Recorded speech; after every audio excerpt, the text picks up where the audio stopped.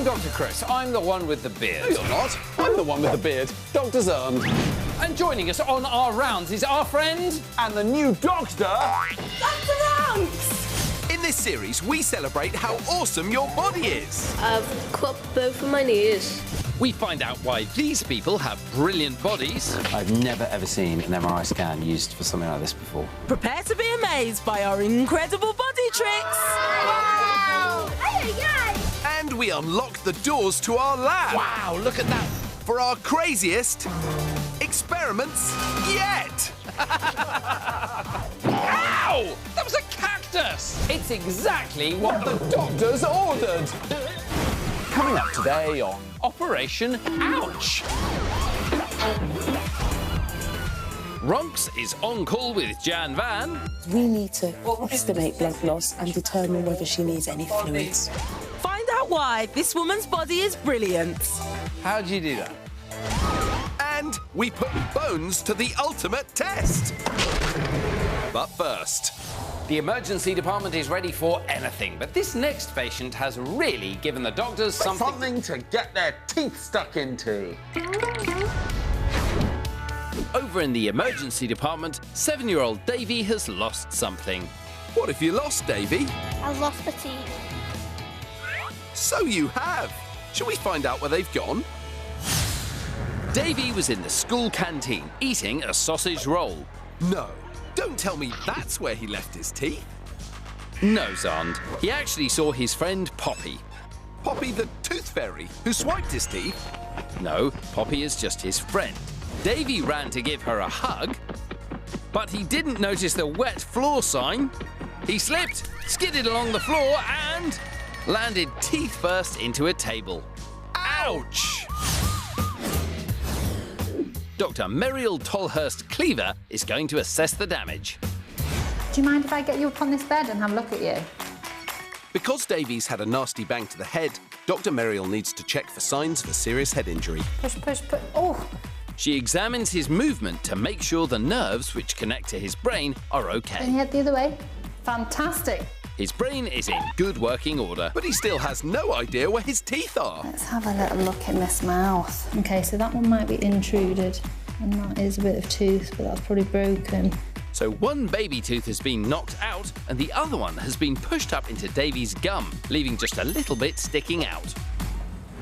Good to have an X-ray to find my missing tooth. Good luck, Davie. We'll catch up with you later to see if you find that tooth. And now to our lab. Are you ready for some incredible experiments? I've never seen this happen before. We're getting gross. We're going big. And dangerous. Remember, we can only do these experiments because we're doctors. Don't try this at home. Today, we're looking at your bones. How many times do I have to tell Xand not to put giant snails on my clipboard? In fact, there are giant snails all over the lab. Xand, this is meant to be a snail-free lab. I'm preparing for our bone experiment, and to do it, I thought I'd talk to creatures with different kinds of skeleton. Stacey here has got her skeleton on the outside of her body, called an exoskeleton. Right, and what have you actually learned from talking to the snail? Stacey's exoskeleton is a little bit like our bony skeletons. It needs to be light enough that she can move, but to support and protect her body, it also needs to be strong. Well, that's just like human bones, and I have one here. This bone is over 100 years old. It's an adult human thigh bone, or femur. Like Stacey's shell, it's light. But what is amazing about your femur is that this lightweight piece of body kit is one of the strongest bones in your body. A femur can withstand huge weights pushing down on it. Let's take a closer look to see how that's possible. Now, your bone gets its strength from its clever design. This outer part of the bone is hard like rock. It's called cortical bone. But if this thigh bone was solid cortical bone, it would be way too heavy. So let's have a look inside. Because this bone isn't living, there's no bone marrow. So you can see something else. At both ends of this bone, there is a fine lattice of thin strands of bone, and this is called trabecular bone. It's very light because of all the space in there. This is a similar kind of structure to the honeycomb in a bee's hive. The honeycomb structure in your bones is what gives them the strength to withstand weight pushing down on them.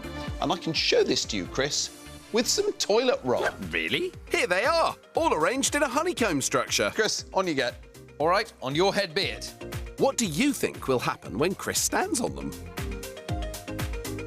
Wow, look at that! Xand's toilet roll collection is supporting my entire body weight. Honeycomb is such a strong structure that your bones can carry a huge amount of weight. In fact, gram for gram, bone is stronger than steel. Stronger than steel?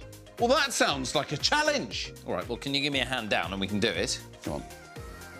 There you go. Thank you. Bumps the daisy. We want to know how much weight a femur can actually hold. We need to put it to the test. I've built a steel platform that is being propped up by 4 cow femurs or thigh bones. These bones, which are like yours, have the weight of the platform pushing down on them, a very heavy 300 kilograms. And the bones are happily holding it. So I think we need some heavier things to really put them to the test. Xand? Don't worry, Chris. I've got this. Simon, forwards. There you go, Chris. How's that for heavy? Well, Xand, I must say this is excellent. You've got a sofa, a coffee table, a television, some shelves, basically the contents of someone's entire lounge. Wait a minute. This is the contents of my lounge. Now, the 4 cows' femurs are supporting the weight of this very heavy steel platform. The sofa, the coffee table, television, and the bookshelf. That is a total weight of 508 kilos, pushing down on the bones, and they are still happily holding it all up. Impressive. So we're going to need something even heavier. Let's add a fridge, freezer, and a washing machine. Is that my washing machine? I'm not sure if it's your washing machine, Chris, but it's got your unicorn onesie in it. In she goes. So the question is, can our femurs support the total weight of 715 kilos? And the answer is, they can. I must say, I think we're going to have to find something a bit heavier. Enough. You're not having anything more from my house. I'm taking all of this back right now. Oh. Time to get all this stuff home. Right. Take it away. What's going on? What's happening to my stuff? We're going to find out if those femurs can handle the combined weight of the sofa, the coffee table, the television, the fridge freezer, the bookshelf, the washing machine, the steel platform, and the removal van. And Mr. Grumbles. That's a combined weight of 2,274 kilos.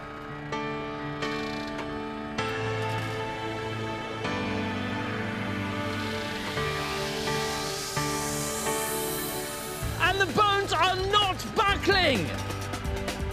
That is amazing, and it's all thanks to the super strong, super light structure of your bones. So we've shown you that the strength of your bones comes from a special honeycomb structure inside them. And we've shown that this amazing design means bones can withstand huge weights pushing down on them. If bones are so strong, you might be wondering, how do they ever get broken? Well, it's all to do with the angle of impact. Femur bones are designed to withstand enormous forces along their length. But if you hit it from the side, it's a different story. Remember the toilet rolls. End to end, they're immensely strong, but turn them on their side and they crush easily. Well, it's the same with your bones. Now, Xand, what I want you to do is to apply a moderate and precise force to the middle of that bone. You got it? Absolutely. Stand aside, Chris, while I do some science. Roar! Mighty Xand and his bone-crushing hammer! Daisy.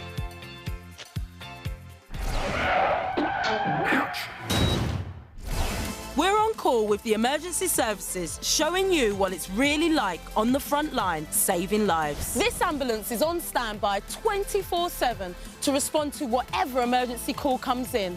Today, I'm going along for the ride and you're coming with me. We have no idea what the call-outs will be, so we're going to be filming from all angles. I've got Christian here with his camera. Hi, Christian. And I'm here with my selfie cam. And we've got cameras in all corners of the ambulance so we can get closer to the action. On call with me is paramedic Xand Van and technician Heather Hammond.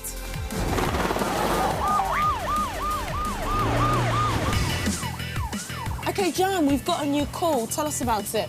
So we are going to an 87-year-old female who's come through with rectal bleeding.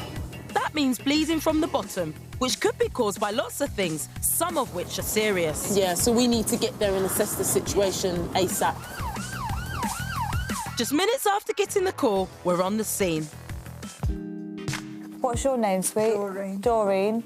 Doreen, what's been happening recently? I've been losing a lot of blood. It's really important that Jan takes a really good history. Is it fresh blood or is it dark? No, it isn't dark. Because we need to estimate blood loss and determine whether she needs any fluids. Any recent constipation? I do get that. You do get constipated. Have you been constipated recently? Yeah. OK. Constipation is where you stop being able to poo regularly, and it could be part of Doreen's problem. Jan is just examining Doreen's stomach, just to see if she can gather any more information. I'll have a quick listen, OK? And that's uncomfortable there. Yeah, OK. After closer examination, Jan's convinced that Doreen needs to go to hospital. Have a quick feel of Doreen's tummy, and it sounds as though she's got diverticulitis. That's where the lower parts of the intestine become inflamed. So our job is really just to transfer her to the hospital and let the doctors do their stuff. Doreen was kept in overnight, but was well enough to go home the next day. Great news! If you or your nan ever have a medical emergency, there are hundreds of crews like this ready to help. Time to head to the emergency room to see how Davie's getting along after he slipped and hurt his teeth on a table. Ooh, we'd better be careful. That's right, Xand. Let's go. Watch it. This way. Earlier, Davie came into A&E because he'd lost his front teeth. He'd been running to give his friend Poppy a hug when he slipped on a wet floor and went teeth first into a table. Davie is having an X-ray to see if one tooth has hidden itself back up in his gum. I need you to bite down on the end of this, and can I have a smile a second? Here, Toothy. Come out wherever you are. Over to Dr. Ahmed Jebril, who knows all about gnashers and can help Dr. Merrill look at the X-ray. So he's got an adult tooth up here. Yeah. So when looking at the X-ray, I'm seeing two different sets of teeth. I'm seeing his milk teeth. I'm also seeing his permanent adult teeth. We all have our adult teeth hidden in our gums when we're born.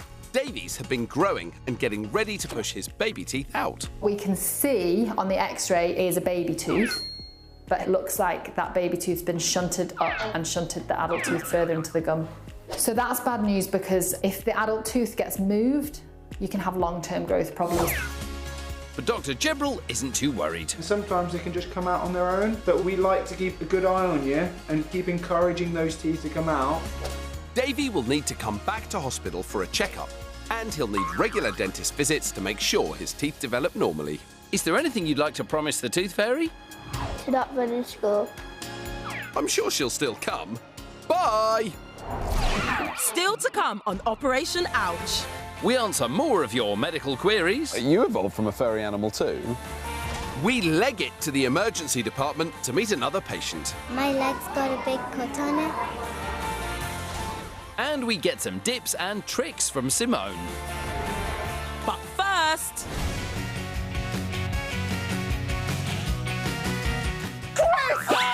I've got an amazing trick to show you! Son, you've ruined my sausages! Don't worry, Chris, because this trick involves making sausages appear magically out of thin air. Really? That's right! It's Dr. Xand's world-famous how to make sausages appear magically out of thin air trick. Does anyone have any idea how I'm going to do that?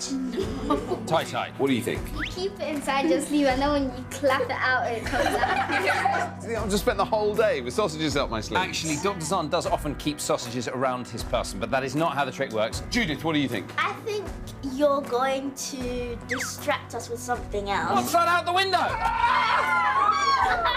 That was the moment where I should have Yeah, you should have gone and got the sausage. So that wouldn't be a very good trick, would it? Who wants me to show you how to do it? OK, get your fingers and nails facing out. Hold them about a hand's width away from your face. I want you to look at your fingertips closely and then look through the gap between your fingers at the wall. And what you should see is where the fingers overlap, a sausage appears. Anyone see a sausage appearing? Yes. You can see it? Yes. Did everyone see the sausage? Yes. Can you smell it? No. To keep doing it, now shut your right eye. What happened to the sausage? Went away, OK. Great, now, does anyone want to explain how it works? When you put your fingers like this and you look through the gap and you're so focused on something else, everything else around it gets blurry. OK, I think you're getting close. So what's happening is normally when you look at one thing, like a finger in front of your face, you bring your eyes together so the image from both eyes sent to your brain is the same. When you have an object in front of your face that's close and you focus in the distance, you get a separate image of that object from both eyes going to your brain. So what you're getting is double vision. And what's happening with the fingers is the double image is overlapping in the middle, and that's what's making the sausage.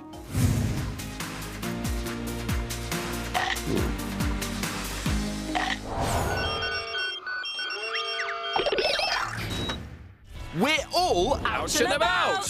Hitting the wards. Have you got a question for me? With our ouch bleepers.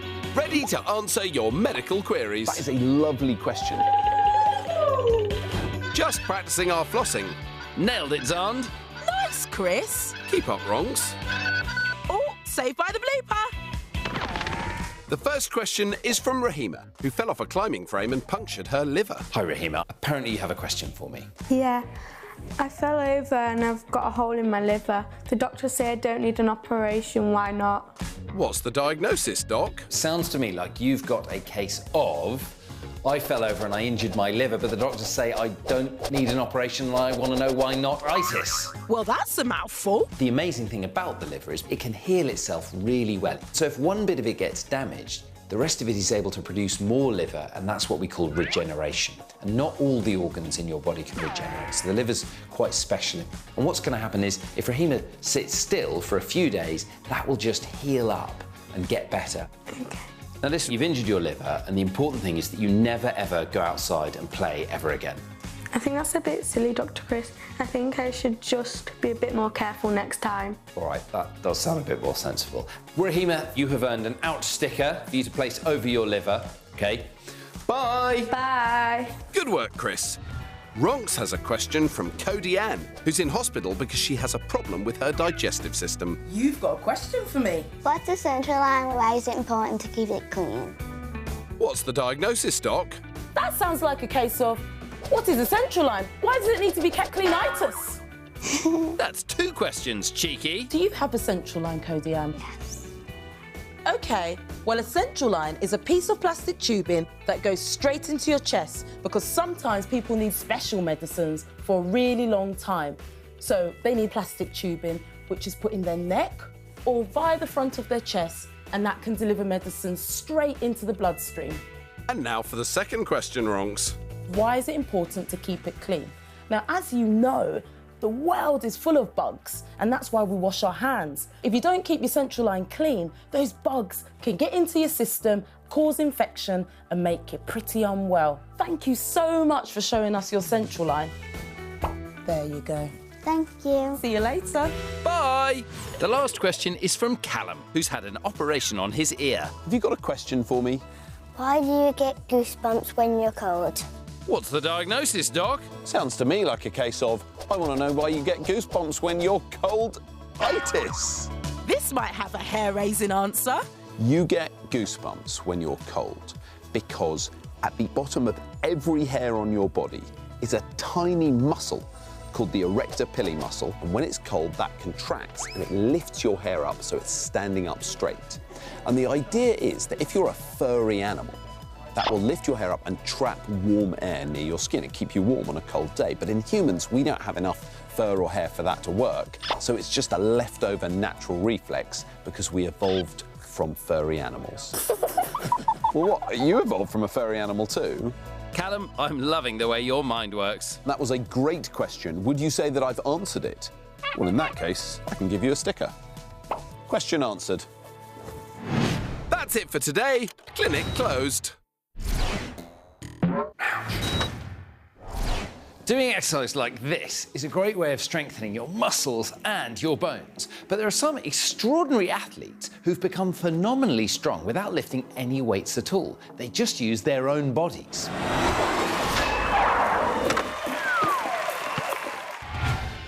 This is calisthenics world champion Simone. To be this strong, Simone practices calisthenic exercises just like these for 4 hours a day, 6 days a week. OK, so you're getting strong without lifting heavy weights, is that right? Yes. It's using your own body weight to do exercise, like pull-ups and push-ups, dips, squats, anything that moves your own body. You can do calisthenics too, if there are classes near where you live. OK, it's pointy toes. Just like this bendy lot. Calisthenics helps me do other things that other kids can't do. I enjoy calisthenics because it helps me get fitter and stronger. Hey. I'm impressed. All right, Chris, your turn. Let's see what you've got. I'm pretty fit, pretty strong. What's some basic calisthenics that I could get into? I want you to try and do a push-up with a clap. Press up with a little clap. OK. Shouldn't be too hard. Off you go, Chris. Well, there we go. I think I met that challenge pretty easily. Pretty easily? You only managed to do 2, Chris. Now I want you to do a dynamic push-up OK. with a clap behind your back. With a clap behind my back? Well, good luck, Chris. OK, here we go. Ready? That was rubbish. I think I found my press-up limit. But, hold on. Now, look.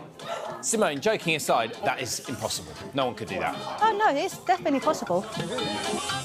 Now that is brilliant. How do you do that? When you're doing a dynamic push-up like that, what muscles are you using? So you're using your chest muscles, your triceps, your front of your delts, your core muscles, and also a bit on your back. Simone is using a huge number of muscle groups, but I have a cool way of showing you what's happening inside her body. This is an electromyography sensor, and it's able to detect when a muscle contracts. I'm placing the sensors on Simone's biggest muscle groups. Her deltoids, her triceps, her abs, her quads, and her glutes. The sensors are connected to an electromyography machine, or EMG. This clever kit will record which muscles are being activated when Simone moves. Let's play electromyographic calisthenics conundrums, or guess that muscle for short. Simone is doing an exercise called the air walk. Can you guess which of her muscle groups she's using? Is it her deltoids, her triceps, her abdominal muscles, her quadriceps, or her glutes? Let's see that exercise again. So, did you guess? Well, actually, she was using all of them.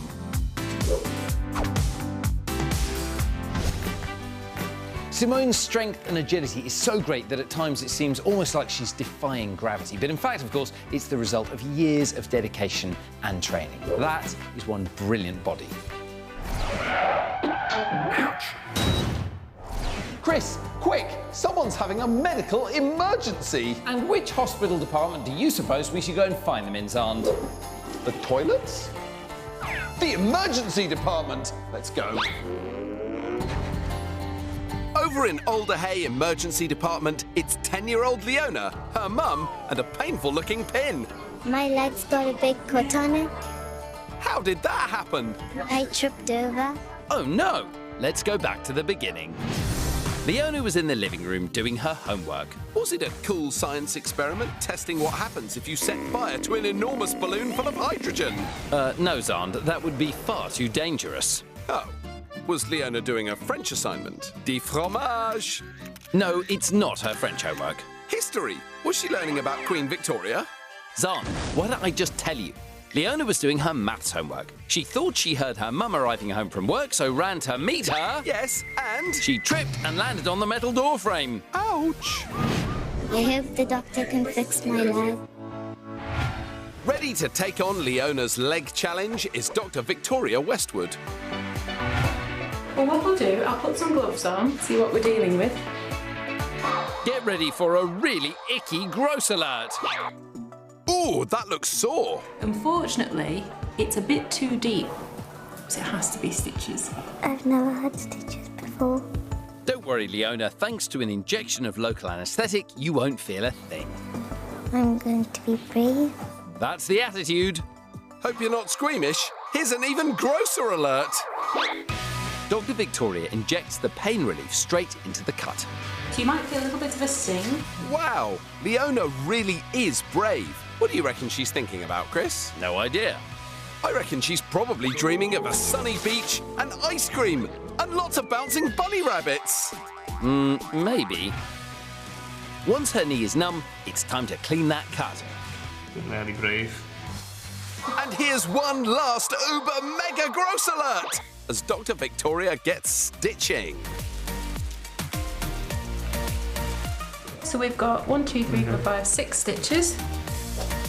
Leona's all sewn up and some strips will help the healing. And these stitches will have to stay in for probably about 10 days because it's quite near a joint, so there'll be lots of movement around there. It takes a little bit longer to heal to get that strength back in the skin. Time to head home. How are you doing now, Leona? My leg feels a bit better. Pintastic. Bye! Next time on Operation Ouch, we bust out the moves in Investigation Ouch. Ta-da! We set things straight in the emergency department. And we get squeamish in the lab. So we'll see you next time. Yes, son, next time for more Operation Ouch.